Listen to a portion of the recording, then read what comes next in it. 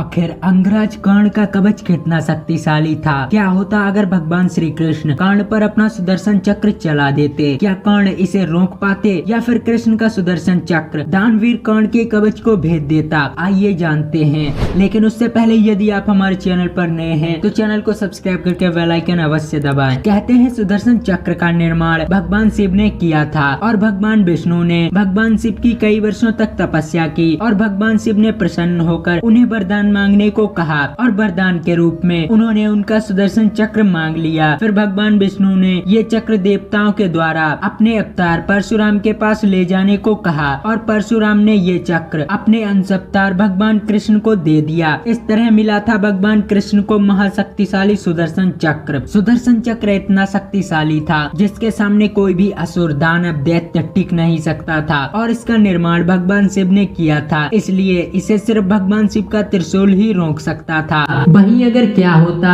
अगर सुदर्शन चक्र कर्ण के ऊपर चला दिया जाता? कहते हैं महारथी कर्ण के कवच कुंडल बहुत शक्तिशाली थे। वह इतने शक्तिशाली थे कि अगर महाभारत के युद्ध में कृष्ण ने उनके साथ छलना किया होता तो शायद कोई महाभारत के पूरे युद्ध में उन्हें हरा नहीं सकता था। कर्ण की शक्ति से भगवान कृष्ण भली भांति परिचित थे। वे जानते थे कि कर्ण के पास जब तक कवच कुंडल है तब तक उसे कोई मार नहीं सकता। कृष्ण की चिंता बढ़ती चली गई क्योंकि कौरवों के सबसे शक्तिशाली योद्धाओं में कर्ण का नाम सबसे ऊपर था। ऐसे में उन्हें अर्जुन की चिंता सताने लगी। भगवान कृष्ण के साथ देवराज इंद्र भी कर्ण की शक्ति को जानते थे। कर्ण की इस शक्ति को छीण करने के लिए कृष्ण ने योजना बनाई। कृष्ण ने इंद्र को ब्राह्मण के भेष में कर्ण के पास जाने के लिए कहा। कृष्ण जानते थे कि कर्ण प्रतिदिन लोगों को दान दिया करते थे। जब इंद्र की बारी आई तो कर्ण ने उनसे पूछा आपको क्या वस्तु चाहिए? तो इंद्रदेव ने ब्राह्मण के भेष में उनसे उनके कवच कुंडल मांग लिए। महारथी कर्ण ने बिना कुछ सोचे समझे अपना कवच और कुंडल उन्हें दे दिया। इस प्रकार भगवान कृष्ण की योजना के चलते कर्ण के कवच और कुंडल उनसे छीन लिए गए। वहीं महाभारत के अध्याय में भगवान कृष्ण 17वें दिन अर्जुन से कहते हैं, हे अर्जुन मैं तुमको कुछ बताना चाहता हूँ। फिर कृष्ण ने बताया कि महारथी कर्ण तुमसे कई गुना बेहतर धनुधर और योद्धा है। यहाँ तक कि अगर वह अपने कवच और कुंडल के साथ युद्ध के मैदान में होता